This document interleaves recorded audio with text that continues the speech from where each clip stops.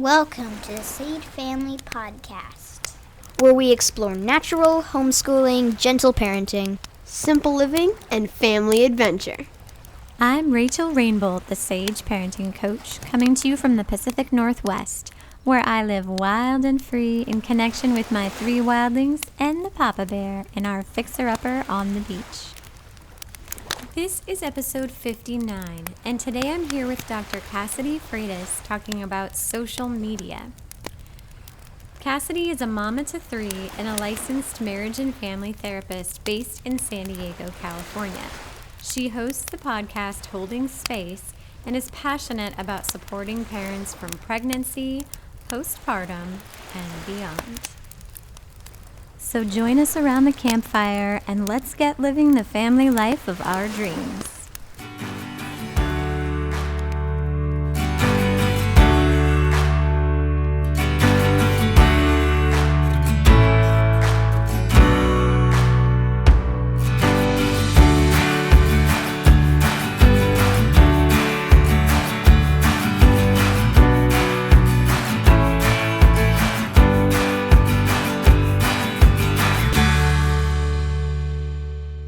We had our first group coaching session in the Sage Family membership, and it was so good. Just to be all together and see each other's beautiful faces and hear each other's lovely voices while working through everyone's questions.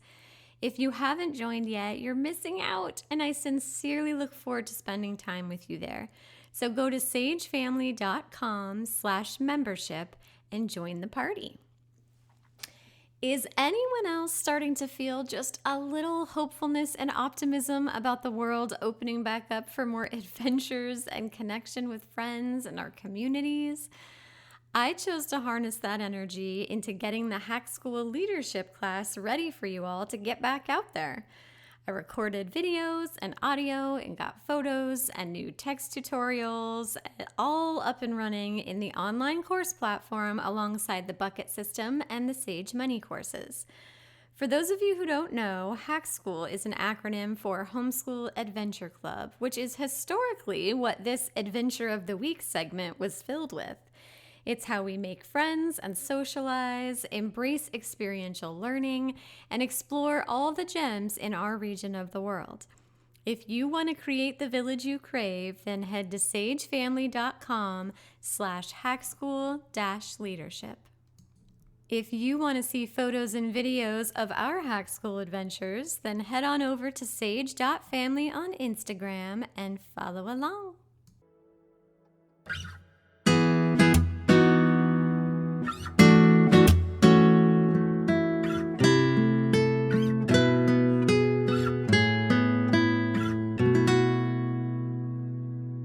My friend Cassidy joined us for a conversation on therapy way back in episode 3. We met like 9 years ago when she showed up in my living room for a baby massage class I was teaching, and we've been friends ever since. You've heard me talk about being intentional about the people you include in your circle of influence, and you'll hear me talk more about that today. Well, she is a gentle, insightful, and inspiring woman with whom I have intentionally continued to nourish a connection. And I'm so happy to have her back for a conversation on social media. Welcome back to the show, Cassidy. Oh, thank you. And I love that I am in your circle of influence. And I am grateful to have you in mine, Rachel. Thanks for having me back. Well, will you introduce yourself again and remind everyone who you are and what you're passionate about? Definitely. So I'm Dr. Cassidy Freitas. I'm a licensed marriage and family therapist. I am a mama to 3. I have a 9-year-old, a 6-year-old. My 9-year-old just lost her last baby tooth yesterday, which is like so crazy. And then I have a baby that just turned 8 months today and literally just cut her first teeth. And so I have my feet in these 2 different, like, it feels like dimensions like of life and childhood. And let's see what else. I'm really passionate about supporting families everywhere from fertility to pregnancy, postpartum, and beyond, because I think we're always postpartum, right? Seriously. And then I am also really passionate about supporting therapists that are interested in entrepreneurship and growing their own private practice. And so, besides my private practice, I also have a couple of digital courses where I support those two different populations that I'm really passionate about. And I also host the podcast Holding Space and Holding Space for Therapists. Oh, and I've taken her class and it's awesome. So I'm just going to throw that out there. And I am not practicing as a therapist. So for all you coaches, it's great for you too. Thanks, Rachel. Okay, let's get into social media because you're a great person to have this conversation with because A, your social media game is on point, and B, you're super intentional about the way you live your life and run your business. Very values based, which is what we are all about here. So you are the perfect person to have this conversation with. So let's start with the benefits first. What are some of the benefits we get from social media? I love that we're starting there. I think that where the conversation usually starts these days is like, it'll suck you in and spit you out. Yes. But it's not going anywhere, right? And there are benefits. I have found that I have found so many clients have found me through social media. And so I really think that social media and showing up really intentionally first off, as a business owner, is a beautiful way to build a bridge between you and that really good fit client out there, or that person who's looking for a community like the one that you have potentially built, or a resource that you have to offer, or a service that you have to offer. It can be a really beautiful bridge to connect with that really good fit client or person out there who's looking for someone just like you. And so I think that in that way, it can be a really beautiful space for building community and building connections and finding resources and having so much information now at your fingertips. Now, that can be a double-edged sword. So that in a little bit too. But also it can be a really beautiful way to connect with the people who are in your circle of influence, or that you are connected to and in your community and in your life. I have my business account, which when I log into that account, I really log in with the intention of bridge building and community building and reaching folks who would otherwise potentially not have access to me or to these resources. And then I have a personal account that's private.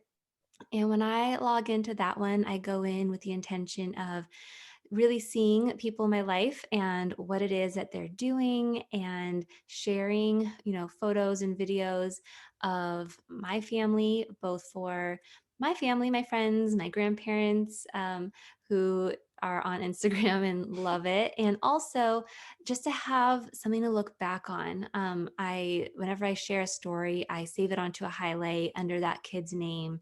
And my oldest especially loves looking back and watching through some of those. I also have one of those old school camcorders, and I like try to take little films every here now and again, because I love being able to go back and look at these things. Yeah. But I don't pull it out that often. I have my phone on me all the time, right? And so I try to use that almost as sort of like a memory book too. And then I have a secret account. I have a secret account that nobody knows of. And that is where I only follow like 29 or like 32 like people. And that's the one that I go on when I'm like, you know what? I just want to see what like these people that I would really consider in that, like what you said, the circle of influence, like the people that I'm like, I talk to on a daily basis and I'm really, really connected to. And I want to just kind of get through all the other stuff. Not that all the other stuff is always so bad, but like, I just want to see what they're doing. And I know that if I'm only following this really, kind of curated collection of people that I know, but also people that I don't know, right? Like other accounts that, like there's this one account, Hilarious Humanitarian, and she just like shares like these videos that just make me laugh. And like, I will check her account every night before like, and I love watching these, like it's like a curated collection of TikTok videos that she finds, and they just make me laugh and they bring me joy. And then I follow another account, the Good News Movement, and Mm. she just shares like really good news that happened that day. And I don't know these people, but it's also just like this very curated collection of accounts that I do want to see and check in on almost every day. And so, yeah, I mean, I think that there's different ways in which we can be showing up on social media and taking in the information that we can take in once we're on social media. And I think it can be resources, community, connection. For me also, I really value like laughing and like Mm. humor. And if something just makes me literally laugh out loud, like LOL, like if I can actually laugh out loud, it's everything to me. Like, Yeah. and so for me, that's what I love to get on the app and find, and you can find it there. But gosh, do we have to like keep coming back to the like intention map, right? Of like the roadmap of why, or the compass, the intention compass, because it can also be a space that, like I said earlier, can suck you in and spit you out. So, Yeah. but yeah, there's a lot of different ways in which it can be a beautiful space to connect and learn and find resources, community. Yeah, and we're obviously we're going to get into all of the hard parts about it, but I love that that our starting point is not a place of villainizing it, because there really is so much good that can come from it. It really is serving an important need. Otherwise it wouldn't exist, right? Like there's a reason we all keep coming back to it. And I think Yeah. one of those reasons is because it is meeting a need for us. I think especially as a person living a very countercultural life, Mm, yeah. there is something incredibly powerful about being able to connect with individuals and communities that share your very unique values, particularly if the people around you in your literal physical community don't get it. Right? Yeah. Like, so if I'm 100%. gentle parenting and unschooling and being a minimalist and all these things that I'm really passionate about, and there I literally don't know of a single person like within 100-mile radius who gets what we're doing. It Mm. feels life-saving to Oh, have connections, even if they're virtual, with people yeah. who get it, people who can be a sounding board for me, people with whom I can see photos of them living out this life, Mm. stories from people farther along in the path with, their older kids, where I can see how things have played out. Like that just feels even so much more incredibly valuable when we are living very counterculturally, which I know a lot of people who listen to this podcast are. Yeah, 100%. 100%. And it makes me think to times when we didn't have access to those photos and those stories and those videos of the day-to-day life of somebody who is living a life that feels in alignment with the life that we're choosing to live, right? And just how Yeah. lonely that was at that time, right? Or Yeah. how many people just didn't go forward in the path that really aligned with their values because they just felt like, well, no one else is doing this, like maybe I'm wrong, right? Or it's too hard, or it's too scary, or I don't know what, like you said, you can see that people are like their lives a little farther down the line, you don't know what that could look like. And gosh, I mean, there's so much value in that, and we have access to reaching people from around the world, right? And so I just think also the global awareness, and there's Yeah. so many elements that are really, really positive, and I keep trying to come back to that in moments when I recognize that my children will never know a world without it, Mm. at least what I can't foresee it ever going anywhere, Yeah. anytime soon or ever. And so sometimes it scares me, but oh yeah, that's a really nice place to come back home to and remember is, really what they also gain from that access. Yeah, we get to see so many more options for like ways of being and living and doing. That like when my first was quote unquote school age, I didn't know that homeschooling was an option. Like I think Yeah. I had seen like I mentioned it in earlier episodes. I think like the only homeschooler I'd ever seen, and it was just on TV was like the Duggars, and I'm like, Yeah. oh, that's not me. So like. Right. That's not an option. So just seeing all of these options that we didn't know existed. And like I run my hack school group through social media. Like I Mhm. literally connect with people in my region, and when it's not in a pandemic, we get together like every week, and I find really cool places for us to explore and really cool mentors for us to visit. Like a lot of them I find through social media. So Yeah. it does have all these really meaningful benefits, and it comes with some downsides. So what are some of the Yeah. downsides to social media? Oh, yeah. Like, the other one, I had to really get back into the mindset of like, you're right, Rachel. There are these other positive things. Okay, well, there are the downsides, and some of those downsides are, it does have this sort of these qualities to it that can really breed things like comparison, feeling like shame, like there's something wrong with you. And I think that really can show up because we log on or we start scrolling and gosh, I mean, I know I've definitely done a nice good shame scroll at least a couple times a week, to be honest, where I've just had not the greatest moment with my kids or with my partner, and I'm laying in bed or I'm hiding out in the bathroom, and I turn on my phone, and what's the first thing your fingers go to is social media oftentimes. And now you're in a place of like, like, didn't have, and that comes with being an imperfect human being. But now I'm getting access to and witnessing like everybody else's curated highlight reel of life, Yes. and it can just really push us further into that shame spiral.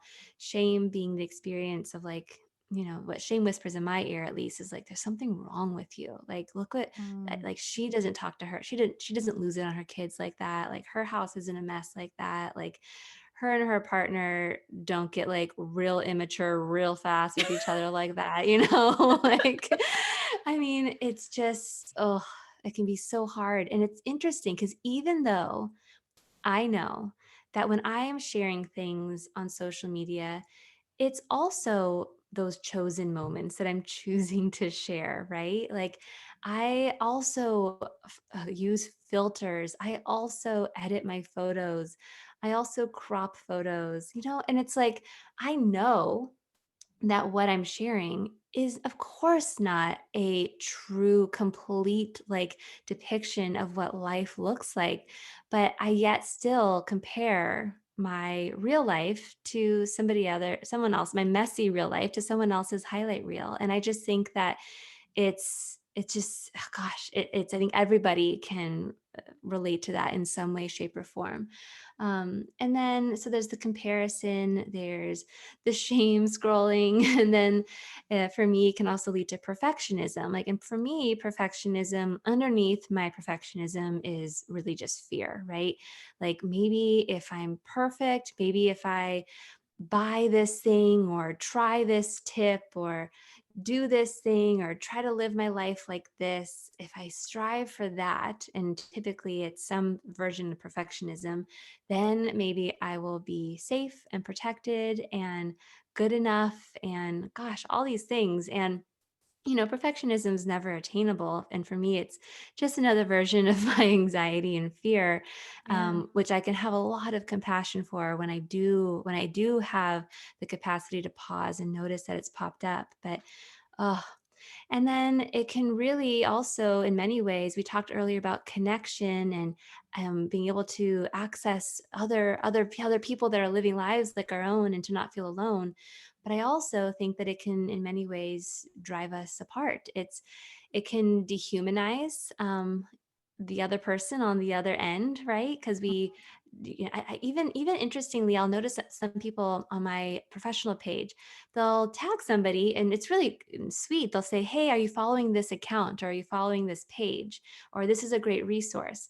And I love that they're sharing my social media account with others, but I do think that sometimes people forget that I'm a person, like, and we have this tendency to dehumanize others. I just, some of the comments that I'll receive or that I see that others receive, and it's like people forget that we're human and that we can't, that we're not going to be perfect, right? And it's just easier to get that sense of like there's that group and this group. I also think with the algorithm, the way the algorithm works sometimes is that we only are being shown information or posts that are similar to our own, and so we sometimes actually don't get the access that we potentially could to a variety and diversity of experiences through social media. And yeah, I think that in some ways, because we think that we're following somebody's life, if it's a friend or family member on social media, we sometimes don't get a chance to actually connect in real time as often because it feels like we're connected. And so I think that it can sometimes pull away or take away from some of those real time, real in-person connections too at times. Yeah, I mean, I think that that's just a sprinkling of some of the challenges, but those are some of the big ones for me or that I've noticed. Yeah, I think understanding that social media runs on like an attention economy Yeah. is helpful. Like just having like how we talk, as a therapist, that with anxiety, like psychoeducation can be really helpful. Yeah. And anxiety can be a significant thread for a lot of people with social media. It, it's kind of leveraged to be that way to motivate you to, buy a Right. solution to a problem that they have to invent in order to sell you the solution. Yeah. And things like that. But just really understanding that this is run on an attention economy. So being, and we'll talk about like ways to be really intentional about that attention, but even just understanding that those are the forces at play, I find Mhm. for me to be really helpful to remind myself of that, and just to be aware of how the algorithms work, like showing me more of what I like while turning up the dial just a little bit on the intensity, or just Yeah. noticing like, oh, I see how the algorithm thought that would like trigger me into sharing. Like Yeah. just being Oh, aware of that, I feel like it is really important. And this is not a great flow, but like this is really how I talk to my friends. I'm kind of jumping all around. So one of the things that you said in the benefits that I feel like I have to just circle back to was about your yeah. kids, like being Mm. able to look through this. When I think back to like earlier generations and there was like the physical scrapbooks and stuff like that, this Mhm. feels like really similar to me, but even more like elevated and better because my kids do the same thing. Like I take lots of pictures and we have like shared Apple Cloud set up. So the kids love to scroll through pictures and memories and videos and whatnot. But the interesting thing that social media does is that it encourages me to like very intentionally story our experiences. And when Mhm. I'm in the moment with my kids, and if I'm like learning a lesson in the moment or I'm witnessing something that feels profound, like I'm sort of looking for those so that I can then caption them, like use them to tag along Mhm. with the photo.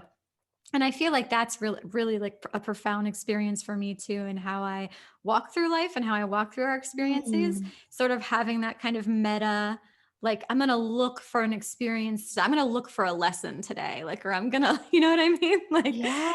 I find that Yeah. really like a very real phenomenon that happens for me when I am sort of journaling our lives. And like a lot of people ask me about homeschool documentation, and I'm like, Instagram. Like I take Yeah. pictures of like really meaningful learning experiences, and again I'm looking for those in my kids so that I can share them with you all. And then I have that documentation as well. I love that, and I love that. And I'm gonna like take that way you just described that experience and put it in my back pocket and steal it because I think that I need that reminder that I am that there is that element of storytelling and looking for the lesson and looking for the thing that like I would love for my kids 10 years, 20 years from now to look back on a photo, read a caption or see a story and see something that I wrote in the story and kind of get a glimpse into what life, at least from my perspective, right? Because again, it's my words and my perspective and doesn't need to, and I wouldn't want it to be there, like that they have to have that perspective because of course they had their own at that time. But I love this because I think that sometimes I worry, again, anxiety. Hi, old friend. Welcome to the party. I worry that oh gosh, like am I not in this moment because I'm trying to document it and wanting to and literally am thinking in my mind like of the caption or the story, the lesson, the thing that I'd want to remember about this moment and that I'm going to share with others, right? And I think that with anything, right? There's this spectrum of like, okay, am I only like which I doubt this is the case for most people, right? But am I only focused on like what I can say for the consumption of others in this moment, right? Or like, Yeah. am I also in this moment trying to really collect my feelings and my thoughts because I want to remember this moment, right? And I want to share it somewhere where I can come back to it and like feel those things again and remember or reflect on or laugh at this thing again. Is it for myself? Am I doing this for my child? Is this for someone else? Like, and I think that a lot of times there's a collection of reasons, right? But I love the sort of reframe that you're sharing here because I think that oftentimes I worry like, am I just not being present enough? As if perfect presence, and again, that's perfection. Hi, Yeah. friend, welcome to the party. Um, Perfectionism coming in and saying like perfect presence, right? Perfect presence would mean no electronics. Like, wait, who made that rule? Like, no, like documentation. Wait, what? Like, it would just be like complete focus on this moment. And I'm just taking a picture with my mind, and it's like, I have to um, say, I have a real pet peeve with the way the word presence is wielded as a weapon against mothers oh my in a gosh. Yeah. way that it denies us the fullness of our humanity. Like I Right. am all about mindfulness and presence. I mean, I work in the margins and being present with my kids, I consider my like prime full-time thing. But I'm also a full human being with thoughts and feelings that Right. exist. And I am not a lesser than mother if I'm also wrestling with like, how does this experience running through a field with my kids tie in with the meaning of life? Like that is happening inside of me because Yeah. I am a whole human being, a whole person. Sorry. Totally. And even if it's not, I mean, that's like exactly. And even if it's also like, oh my gosh, the light is amazing right now. And like, I'm going to get a photo of this because like, look at the way the sun is like, this is like golden hour. And like, this photo is just going to have no shadows in it. And I'm taking the photo, it's like, Yes.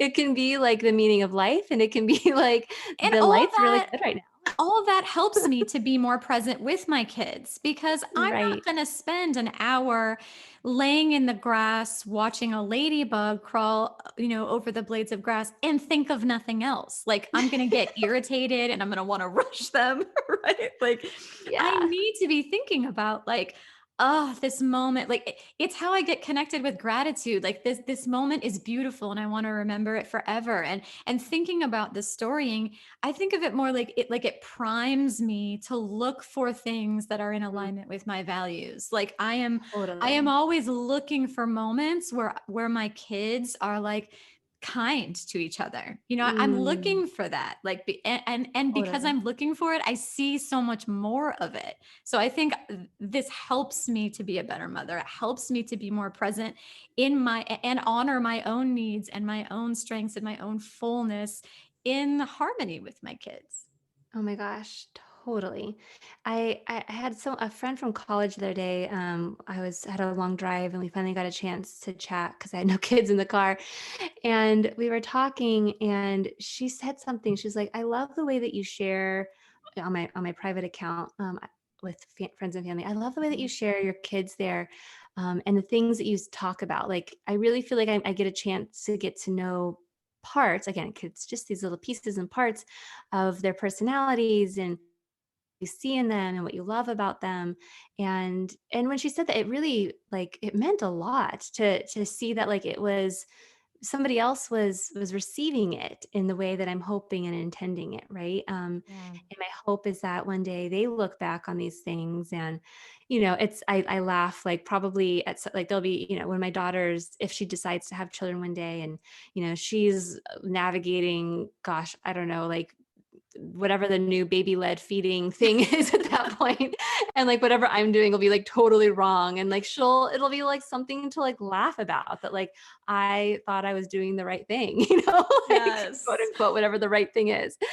But I don't know, I love that way, the way you're framing it, and I'm just going to stick that in my back pocket, that like looking for the storing part of it, right? And like how Yes. this will be shared, and the words and the experience, and looking for those experiences doesn't mean that I'm always focused on something that I should just be taking a picture in my mind with, right? That it's Yeah. that it's actually giving me space to look for those moments. And I love that perspective.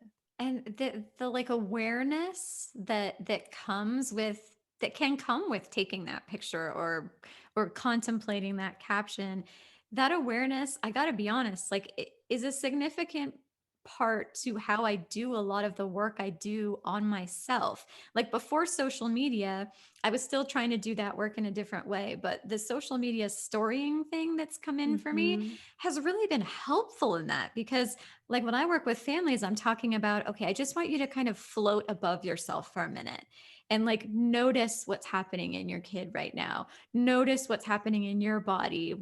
Get curious about what the need might be, right? There is a certain amount of like awareness, and I don't know if detachment's quite the right word, but perspective, I think, like maybe higher Mhm. perspective a bit, that is involved in doing that work. Like if you are 100% in it, like on the ground, in the level of like presence to where you feel nothing but the dirt under your feet, like those moments are really important and great, but you can't be in that state 24 hours a day, like, and Yeah. be a person and have a mind. So I think it's really helpful to, that awareness part can help you to do a lot of this work. And when I'm sharing things on social media and I'm working, crafting these stories and curating these images that, that help to tell this story, like that's because these are the things I'm thinking about. These are the things I'm Yeah. working on. Yeah. No, I love that. I love that. And it's a perspective that I'm going to, like I keep saying, put in my back pocket so that I can remember, because I think that it's really important. And yeah, I think that it's something that I want to share with my partner too, because I think that, my partner and I have different relationships with social media. He doesn't have social media, or I think he does, but he doesn't use it. And when I share things, like sometimes there'll be moments where we're out and about and I'm capturing something and, he'll get frustrated that I have my phone Mm, out.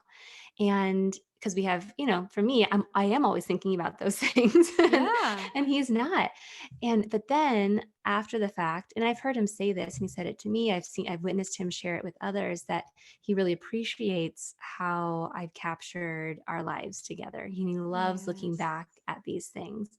Um, but I think that and I think that there's a place for both, right? A place for like, oh yeah, you know what, I'm going to put this down and I'm just going to, like, I've captured enough and now I'm going to Yeah. just be in it. Yeah. But then I think there's also the perspective here that you're sharing that I think is really helpful, that like, because I am intentional about sharing these things and collecting these moments through images and videos, I'm looking for them, right? Yeah. And what comes with that now, as I'm thinking about it, is when Facebook or Instagram shows me a memory, because I am always thinking about like what I'm going to be capturing and, oh, this is a moment to capture, right?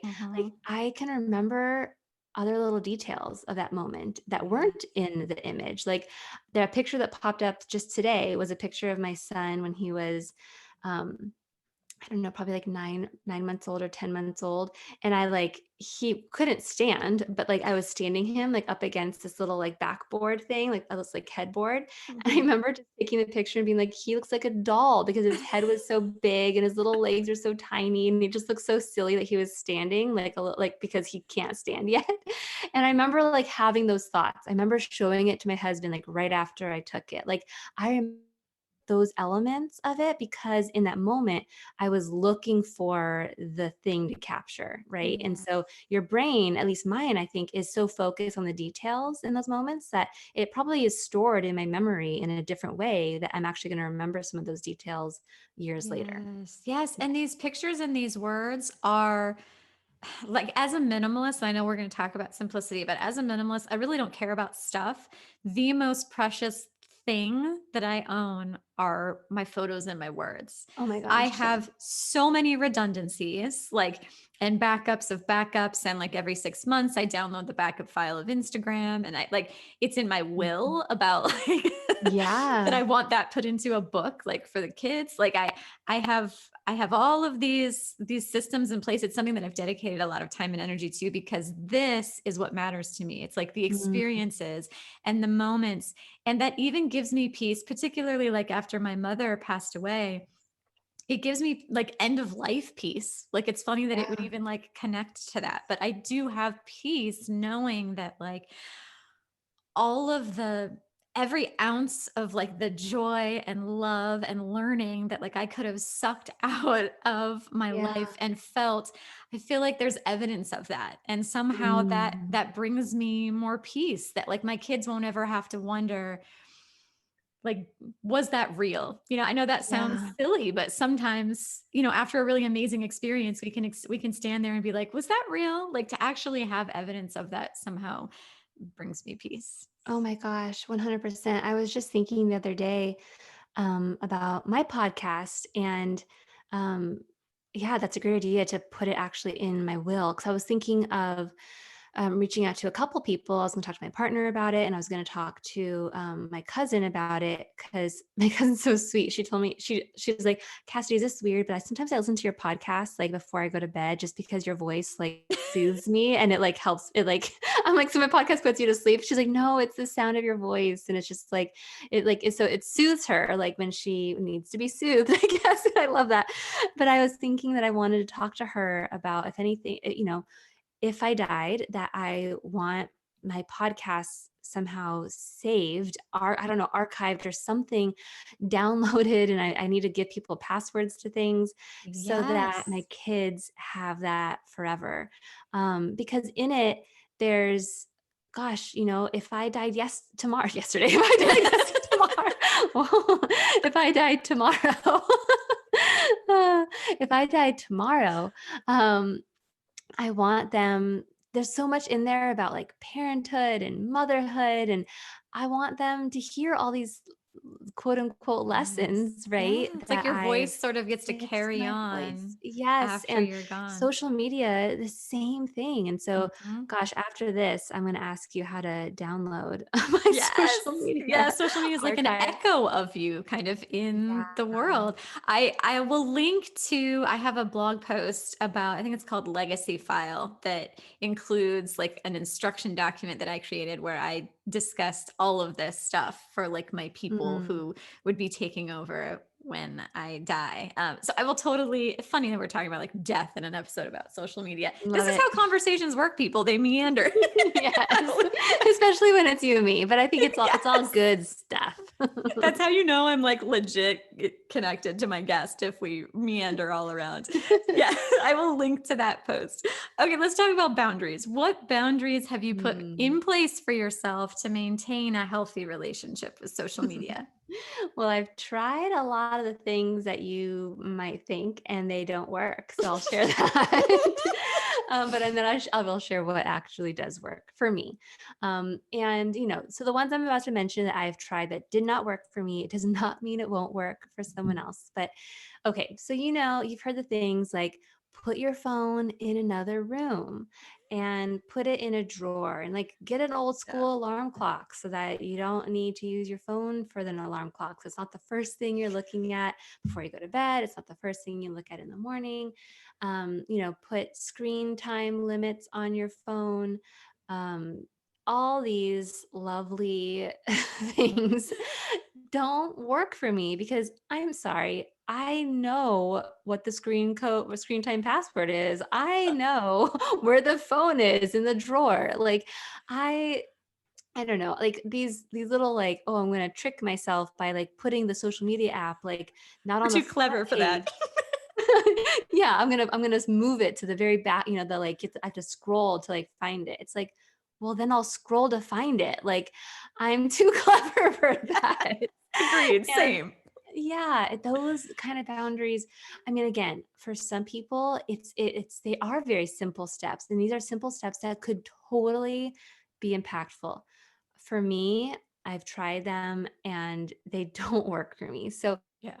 actually works for me is rather before I pick up, like it is still automatic for me to grab my phone and I'm about to go and like click on the icon that's going to take me into the digital space of social media. What I do my best to try and do, and I say do my best because it's not perfect by any means, but what I try to remember is, okay, I'm about to push it and why. Like it's literally just that and why. Like what's the goal here? Like what do I want to do? Who do I want to see? Like who am I missing? Like Mm. what do I am I coming on to get inspired? Am I coming on to laugh? Am I coming on to connect? Am I Set the coming on to intention. engage? Yeah, setting the intention. And sometimes because a big part of my business is in the digital space and I use social media to build that bridge. So a lot of times it's also work. It's like, so I have like carved out time where I batch work on creating social media content. So I'm not always creating in the margins of my day because Mhm. when I do that, I go a little crazy. And I also am do my best to be intentional about when I'm on post and engage because I know that algorithm and the algorithm is going to, like it if I am not just Yeah. posting and ghosting, if I stay on and scroll a little and engage a little. And I know, and that's because I am intentionally using social media as a way to build a bridge in my business to reach that really good fit client, audience member, customer, whatever the case might be. I'm going to go on with boundary time very intentionally for my business and also personally. And then when I am just like, you know what, I feel like I am taking a break right now. I'm in line somewhere and, everybody just pulls out their phone. If I'm going to do that, I'm going to go to my account that I'm following like 29 people on, and Mm. I'm going to scroll that because it's going to tell me once I've finished and I've seen everything and then I can be done. So I don't have to get sucked into watching like 20 minutes of reels where I'm just like, whoa, what just happened to the last 20 minutes of my life? Like, where am I now? Like I'm watching these videos about Justin Bieber and I don't even really care about Justin Bieber, but now I'm like sucked into Justin Bieber's life. Like what's happening?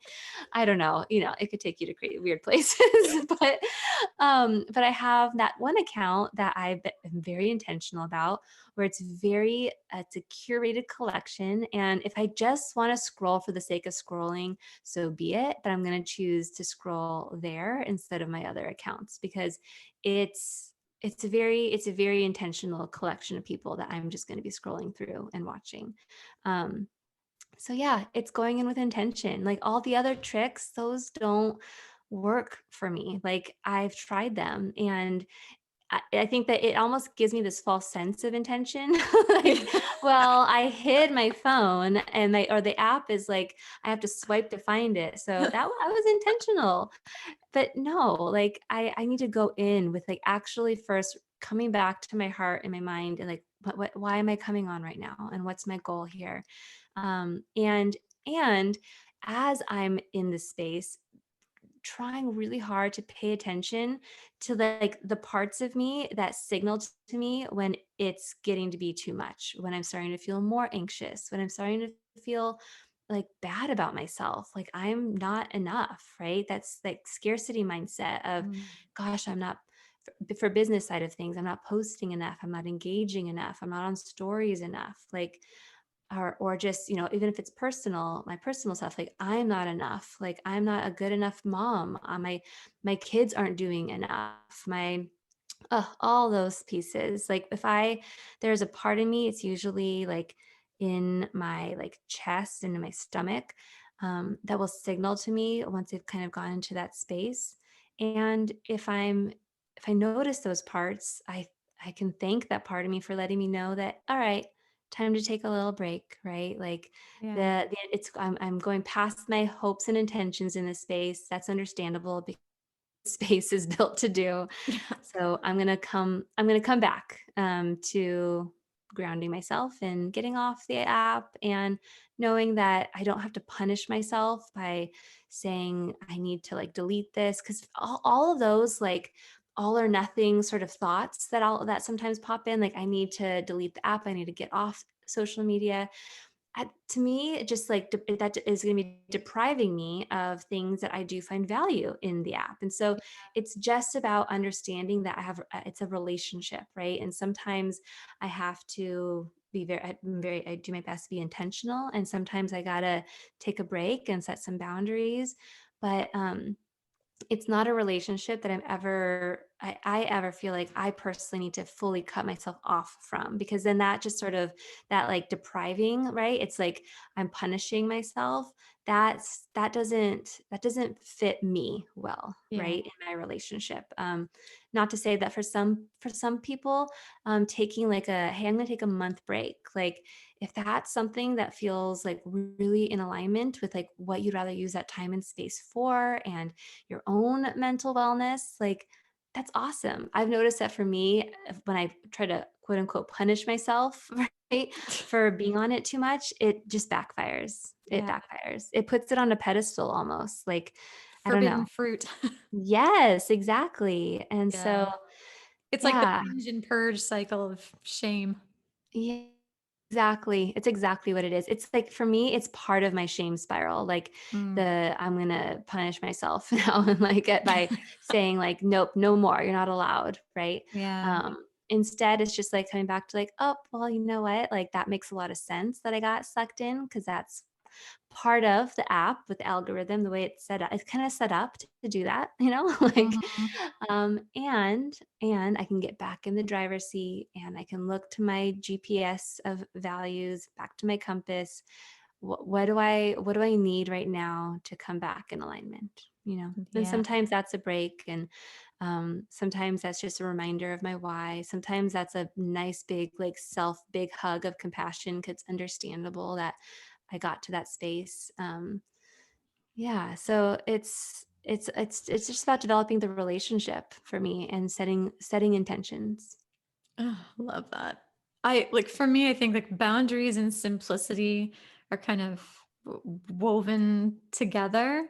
Yeah. And so for me, when I'm trying to help families who are struggling with technology, I'll often say, okay, to start off, like, let's do like elimination diet style. Like imagine like, okay, let's put away everything. Like the phones are blank. There are no devices in the house. Like what's the first device that you would want or need or would be helpful to you, and like what app on that device would be helpful and why? Mhm. Like it's sort of an exercise in getting intentional about the ways the various aspects of technology add value for you.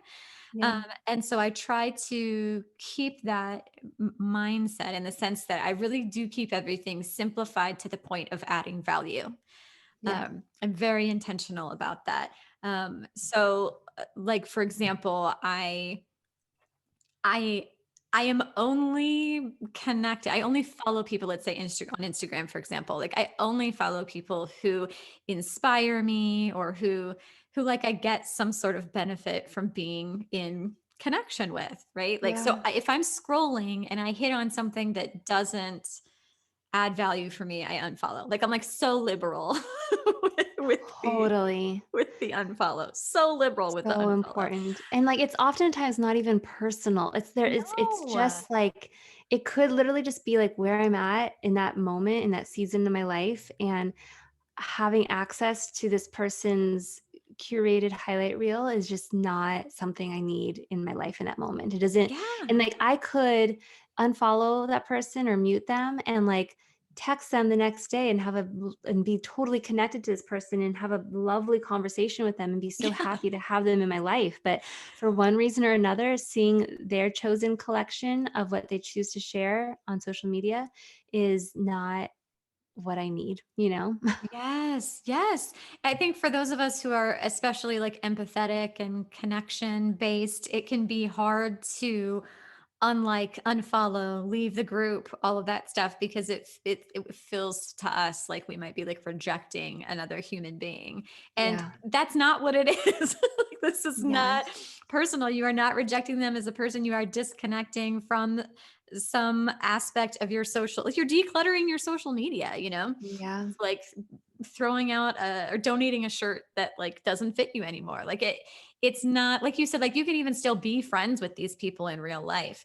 But we sort of overextend that empathetic personal connection. I have seen, like, for example, in Facebook, a lot of people like through my hack school class, like my hack school leadership class, where I help people like set up these groups for getting together in real life and having these Yeah. experiences.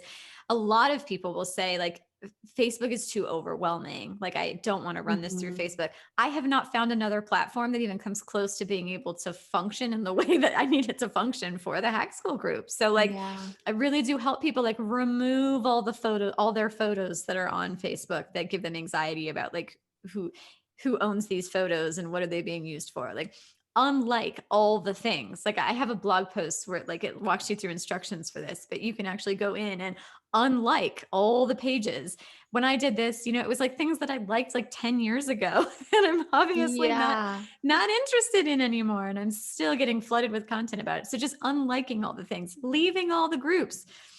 If people will have different like metrics for when it adds value and when it doesn't, but it's like if I haven't been to this group in the last month, 6 months, year, like leave the group or turn off the Yeah. notifications so you don't actually see anything in the group, but if you need to go there you can. That can be helpful, like if you're in a group for like a medical issue and maybe you're not having a flare right now, right? Like maybe you've been Right. fine for the last year but you don't want to disconnect, just turn off all the notifications so it's not going to appear in your feed, you're not going to get dinged about it. But it still exists sort of in your circle of support. And then pruning friends, like even on Facebook, I keep my personal Facebook page like really extremely limited. I don't use it very much. I'm pretty much just use Facebook for work and then for the hack school group. So, but I have unfriended over the years, like hundreds upon hundreds upon hundreds of people, and they don't care. Yep. They They don't don't. care. Yeah. They don't Right. care that I've unfriended them. I mean, if they're a friend and they need something, like they might text me or they might, whatever. Like, no one cares. I think I've had someone reach out like one time because they came to my page for something specific and they saw that we were disconnected and they asked about it. And I was like, oh, I just don't use it that much. I'm just trying to prune it, keep it simple. Like, and whatever, like it's fine. It's Yeah. fine. They weren't offended at all. Like I think over 10 years, I had two people reach out and one person asked if they could remain connected. And I said, sure. Because I Yeah. was fine with them being in connection, like if they actually cared, and enjoyed what I was putting out there or whatever. And then the other person was like, oh, okay, I totally get it. And then like, that was Yeah. fine. Like no one's crying themselves to sleep over you unfriending them. They don't care. Yeah. And then silencing the notifications. So this is a big one for me in my Mhm. like simplicity and my boundaries is that I have no notifications on anything on my phone. Yeah. So Instagram doesn't notify me of things. Facebook doesn't notify. Email. I don't have business email on my phone, especially because there's an email component to my coaching. So I find that my life is so much better if I'm only going into my work email when I'm going to my computer and sitting down to do that thing. Mhm. So like, yeah, just having all of the notifications off. It's like having like a 4-year-old saying like, mommy, mommy, mommy. Yeah. You know, Like, look at me, look at me, look at me. yeah, yeah. And I don't want to, I want to be in charge of my attention. Again, it's that like attention economy piece. So I don't have any notifications on at all whatsoever. So if I'm going to Instagram, like you said, it's because I am going there for a particular reason. Like it's because Yeah. I am having some intention to go to this place and to do something there. So I want it to be on my terms, and Yeah. turning off, silencing all of the notifications is a big part of that. When we were starting this episode, you and I were actually even talking about how in the instructions I say to silence your notifications on your computer. Yeah. Because sometimes when I'm interviewing a podcast guest, it's like ding, ding, ding, ding, like in their audio, because all of these Yeah. things are vying for their attention while we're trying to have this podcast conversation. Yeah. And I just have no notifications on. Like there are none. If I go into email, it's because I want to go there. If I go into Instagram, it's because I want to go there. And that's a huge game changing difference to me. So I don't hide apps, like you said, like I don't stick my phone in a drawer, but the phone's not screaming at me either. It's only in use if Right. I choose to use it. Totally. I love that. And so I don't know if in your blog post, do you walk people through how to turn off notifications? Maybe I think that we needed some instructions, Rachel, on how to do that. I mean, maybe it's like I'm sure I could figure it out, but if someone could just walk me through it, like that would be even more ideal, but I think Yes. it's so important. I've turned off notifications for social media on my phone, but I need to do it on my computer for email, because yeah, I'll be doing something else and it pops up in the corner and it dings at me, and it's like all of a sudden Yes. I'm now on my email and I've got like 20 tabs open, and it's like, if that could be a reflection of like my brain, like that's, Yes. and I don't know which one's playing music, and it's like it's crazy making. Um, but yeah, I mean, when I had my daughter 9 years ago, I had a Facebook account that, I'd had since the day that Facebook started. Mhm. And I had so many friends on there that I just had no intention of staying connected with, so many Yeah. people from college or high school. And Yeah. so I started to go through and unfriend, and it was just like, one, I think it was kind of exhausting, and two, I I think that I did struggle with feeling like, oh, are they going to be offended? And so I Yeah. love that you're just like, nope, I just do it and nobody cares. I should have just gone with that. I ended up just creating a whole new Facebook account. And so you can take the route of Rachel of like keeping them on, and then being really intentional and going through. Or you can do what I did, and I just But like hit the literally self-destruct button and start from scratch. I started from scratch. And you know what? I still have that old account. It's just like deactivated. So like I'll go in it sometimes because there's photo albums in there. And there's like, I sometimes like to go in and just see like what memories pop up for that day. Cause I just think Mhm. it's fun to see like some of the old like college like stuff that I would like share. And it's just kind of hilarious. But I started a brand new account on Facebook. And then for Instagram, I have my very private account that nobody follows because I don't post anything on it. It's literally just like my like little like I'm like a little ghost that comes into your world and you don't even know it. But I'm intentionally following these people. And then what happens is, if there's, let's say you share something and I follow you on that really private account, and I see something that you shared that I want to talk to you about, instead of just like leaving a comment or a DM, because as much as great as that is and a great way to connect, it's not in real time. And so what it leads me to do is to get like, in order for me to connect with this person, I have to turn off the app, and now I'm going to text them. Like Mm. it's just, for me, it actually leads to more intentional connection, if that makes sense. Yeah, yes, that absolutely makes sense. And there is something very real. Like I know we talked about this on an episode of your podcast about, that study about how like you're a reflection of the 5 people you're in the most contact with.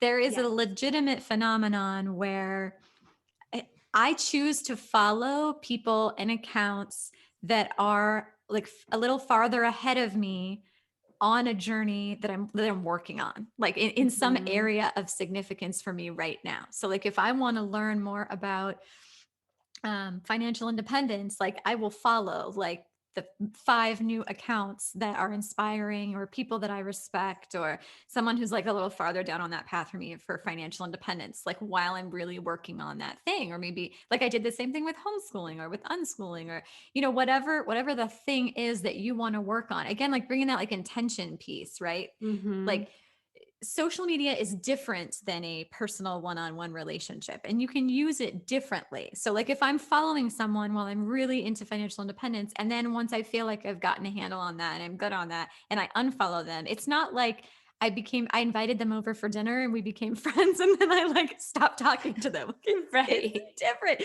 So if I can just give you permission to like to see those relationships as different, so that you have that permission to be super intentional about who you follow, and to only follow accounts that are going to be inspiring and informative and helpful in those areas that you're trying to grow, and to cut off all the rest. Like when I was using Facebook, like my personal Facebook page, kind of sort of before I transitioned over to Instagram, I didn't follow any of my extended family members. Like it doesn't mean that I don't love them.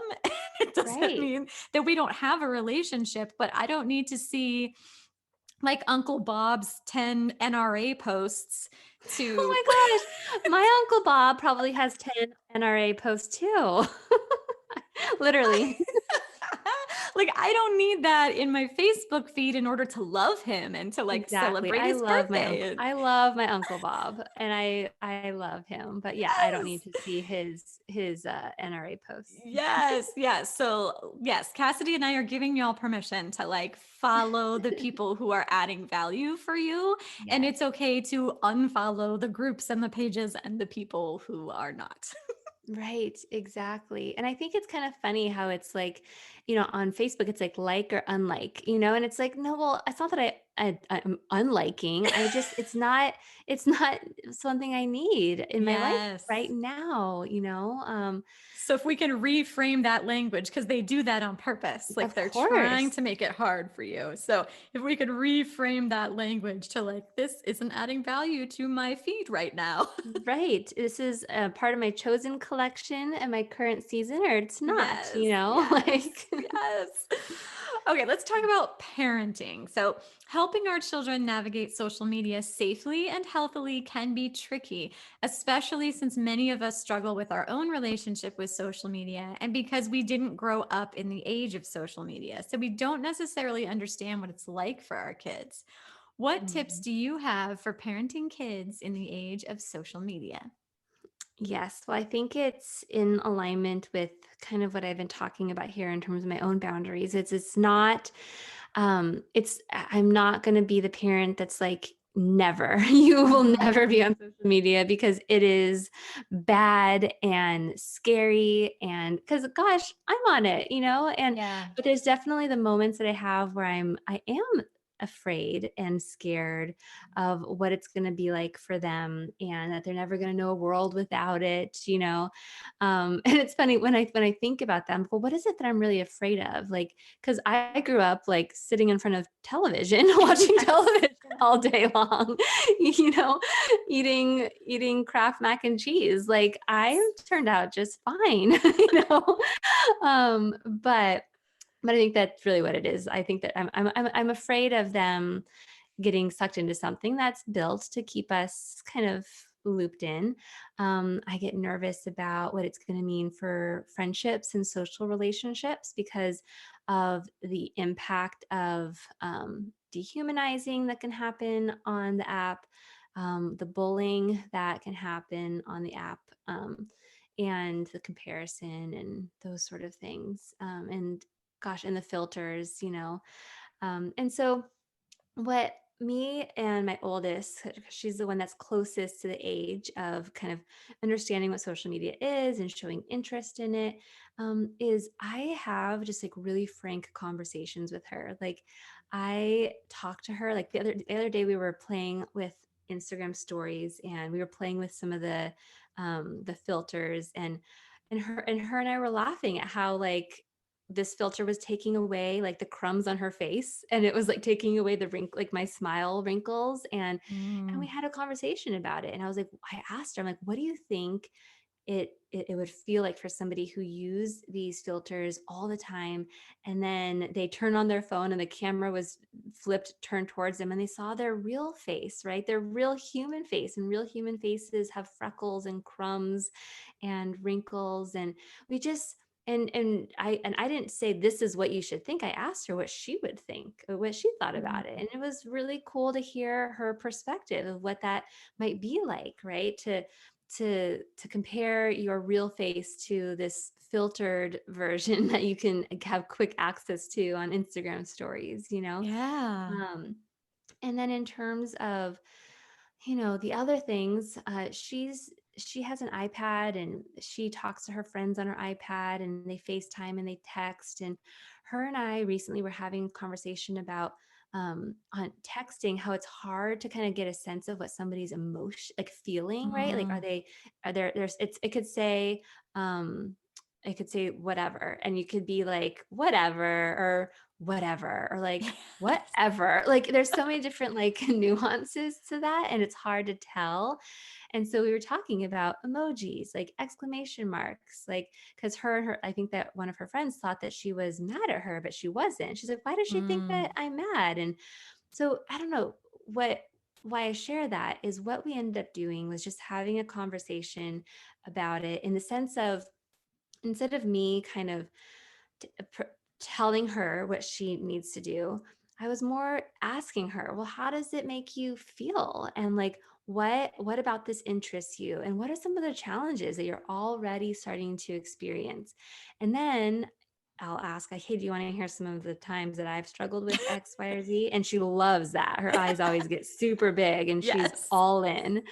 And so I'll share some of my own struggles. Like, sometimes I really struggle with with comparing myself, because I'll see this house that always looks clean, or I'll see this person that looks like that they must always be like super patient with their kids, and I'll look at her, I'm like, and you know how I get sometimes, and she's like, oh yeah, I know how you get. And it leads to this conversation where you know we're embracing the fact that this is going to be a part of her life. I tell her all the time, like when I say, you know what, Riley, like I've never parented a child who's 9 years old and navigating texting before. And she's like, of course you haven't. I'm like, yeah, I haven't. So I'm not always going to get it right. But we're going to figure it out together. And I think Yes.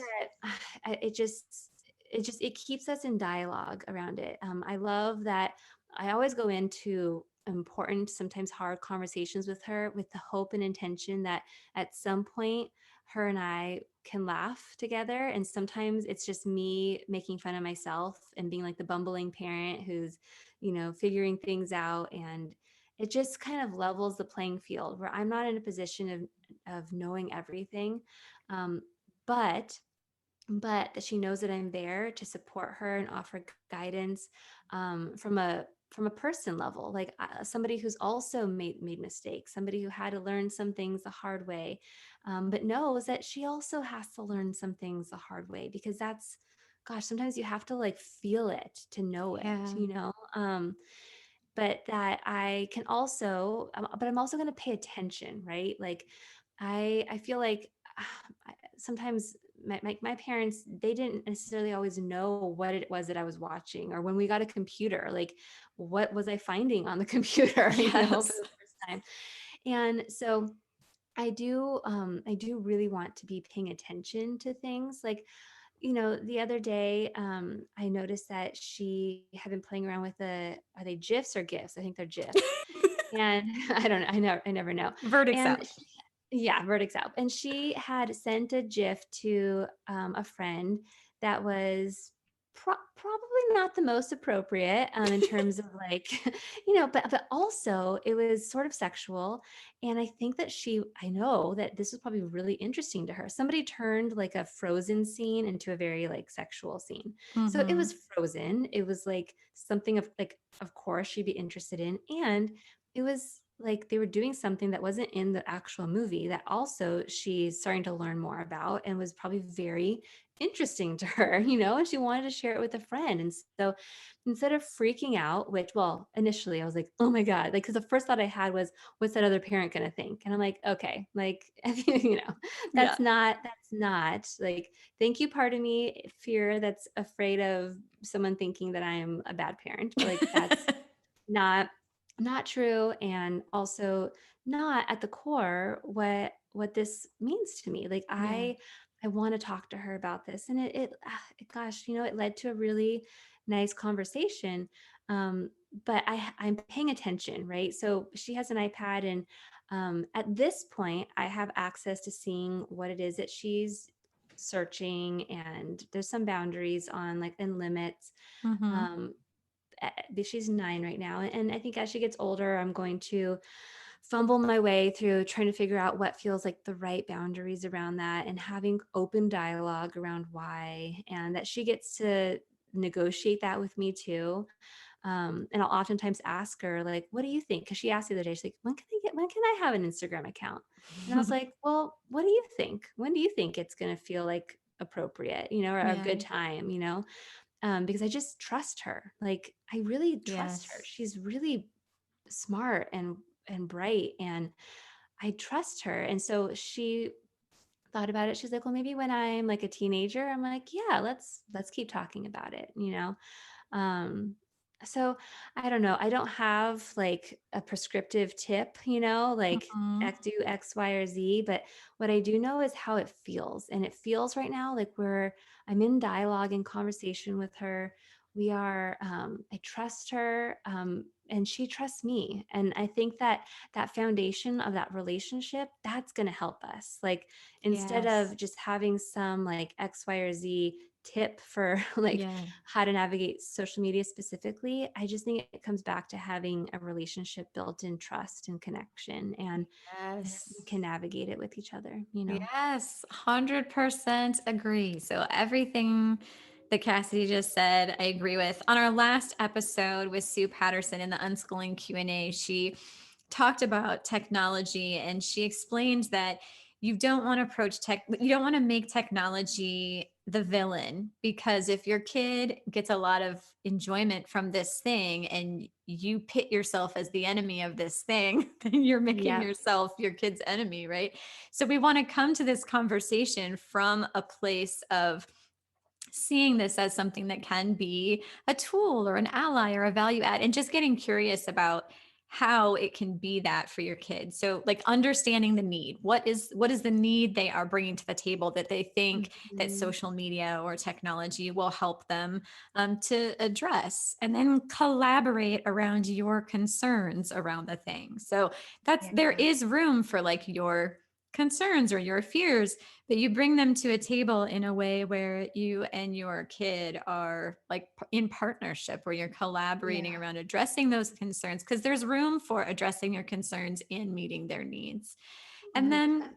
help them navigate the complex social relationships, which is exactly what you talked about. Like, it can be tricky navigating social relationships digitally, where you don't have the person's necessarily their face or their tone, or a context. Sometimes my kid will just get a random message from someone and be like, what does this mean? Like, Yeah.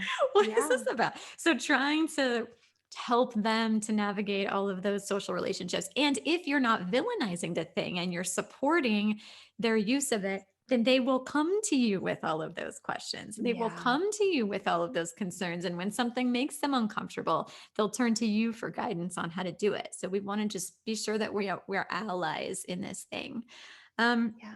some of the boundaries that we've set up with our kids is that they have private profiles, Hmm. and they're only in connection with people we know in real life, and then 1 degree of separation. So, like a friend of a friend. So this Hmm. is something that like we've just come to over the years, collaborating with them, right? Like, here's my concern. What is it that, how can we make this work for you?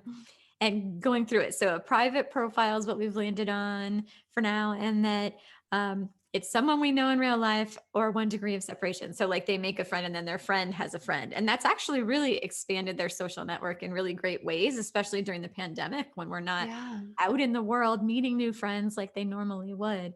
And a lot of the interactions are group interactions. So like they're on Discord or they're in these servers and, so they're kind of like all together, but the only people who are allowed in there are like a friend we know in real life or their friend. So Yeah. like we feel really, really, really good about that. And then we just try and make sure that they understand as they're transitioning in that the internet or social media, it's like your brain is downtown. So like my kids know what it's like to walk around downtown where like there are a lot of people with a lot of different, there's some risks there. There's some people who can help there. There's some great Yeah. resources downtown. Like we go downtown for a reason sometimes. There's some great art there. There's some great advice there. There's some doctors there. There are also people who are, struggling mentally and not receiving treatment. And there are people who are under the influence of things. And there are people, there are like high speed traffic. Like there are all kinds of sort of dangers to be aware of and to know to watch out for. And I feel like when you are in an online setting, like being on social media, them going into it with that sense of awareness, because even though your body's in your room, like your brain right now is downtown. so, Yeah, so thinking of I it. love that metaphor. I'm very visual, and that totally resonates with even the feeling I have when I go downtown sometimes. So that's great. Right? Where you do have to bring a certain degree of like friendliness, but also cautiousness, like when Exactly. someone walks up to you. And we also have this joke that anyone who reaches out to you cold is a bad Santa. Yeah. Like I a love that. visual for my kids, like they and I sort of like crafted that visual together where it's like this old man and he was Santa and he got fired. So he hasn't shaved and he moved to the desert. So he's hot and sweaty in his coat and like he's Yeah. renting out someone's basement because he lost his job and whatever, like just this whole picture of basically like, Bad Santa. a caricature of a predator. So if someone reaches out to you cold, that's who you assume they are. Like, even if their picture is like of a cute kid or whatever, like Yep. they're a bad Mhm. Santa, unless like they're a friend of a friend or we can connect them in like our real world somehow. Yeah. I So love that. just having that like assumption, just like if someone walked up to you downtown, you might be friendly, but you wouldn't like get in their car and go with them. You wouldn't like Yeah. engage in a DM or like video chat with someone. Like we're assuming they're a bad Santa unless we can investigate and learn otherwise. Yeah. I love it. Yep. All right. I asked the Sage Family membership community what questions they had about social media.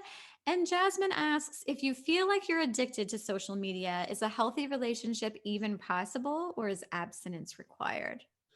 Yeah. I think that there's so much context and nuance to explore before you can dive into like saying you abstinence is the answer. I think that I definitely have had so many clients bring into the therapeutic space therapy, right? With me talking about their relationship with it. And I think that there's like it is somebody getting off social media completely sometimes going to be the best answer for that person. Totally.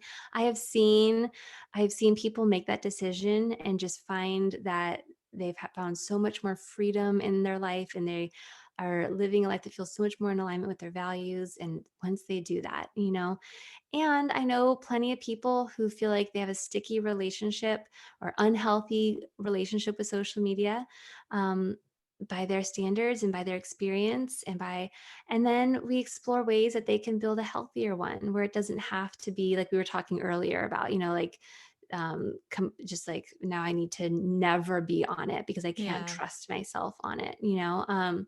So I think that context matters, and each individual experience matters. And I don't think that it's so clear cut as that, like we have to identify, like, what do you mean by unhealthy? Like, what does that mean for you?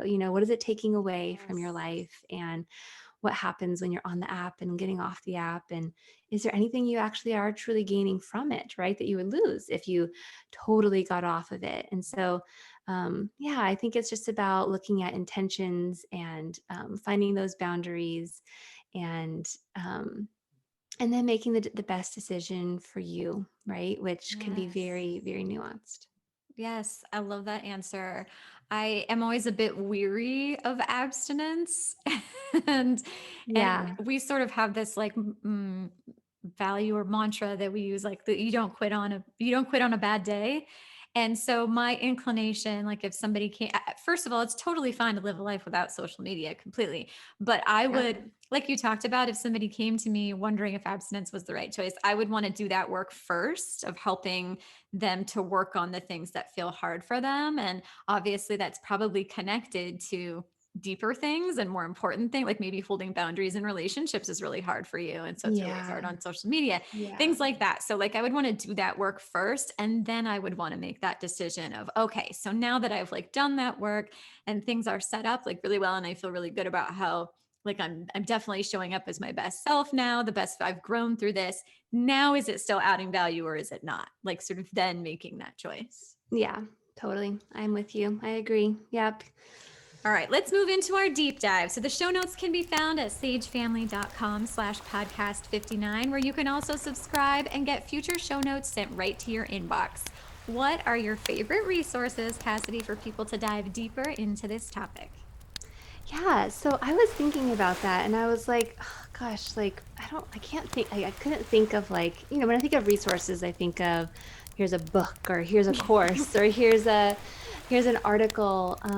And I mean, I was like, okay, I could Google some right now. I'm like, but no, that's not like, then that, like, is it really what you would share then if you're just finding it today? And so what came to my mind actually was a conversation that I had with Dr. Dan Siegel on my podcast back in 2018. It's called Conscious Connection with Dr. Dan Siegel. And it was honestly a highlight moment in my career because I've always really admired his work. To sit in his office. And I went in and I was like, okay, I have, 45, 50 minutes with Dan Siegel. Like, what do I want to ask him about? And I asked him about social media and raising kids. And I didn't say much during the whole conversation. I was more just like in awe of that moment. He's the co-author of No Drama Discipline and Parenting from the Inside Out.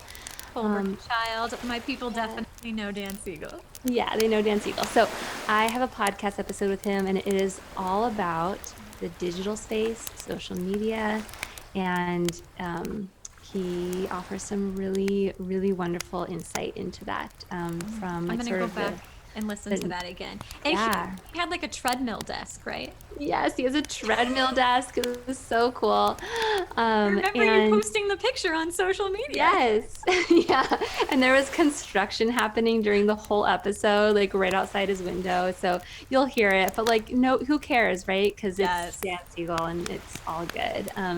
And he just, I really appreciated the way, like he gets a little nerdy and sciencey about it, but I love that because it just really helps make sense about the experience. Like if I can understand, if the part of my brain that loves science and facts can understand why my experience and my feelings might be, showing up in the way that they are, it kind of helps make my brain feel more cohesive. And so, I think that's a great one to go back and listen to. So maybe you can link that in the show notes.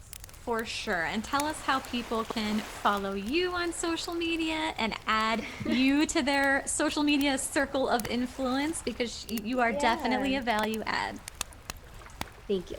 So I'm on Instagram at Dr. Cassidy, and I also have an account that's Holding Space for Therapists. It's my account just for other therapists and coaches as well. And and then you can find me my website, www.drcassidymft.com. I have e-courses. I have my podcast Holding Space. So those are some of the best places to find me in the digital space. Thank you so much for joining me for this conversation on social media. I love that we've talked so long about it. It's so funny because when I sat down to like outline this episode, I was like, I don't even know really what questions to ask. I just like want to chat with Cassidy about social media. It's been so fruitful, and I feel like this is going to be so helpful for people. So thank you so much. Thank you for having me, Rachel. Always a joy. I'd come on and talk to you about rocks if I had to. So.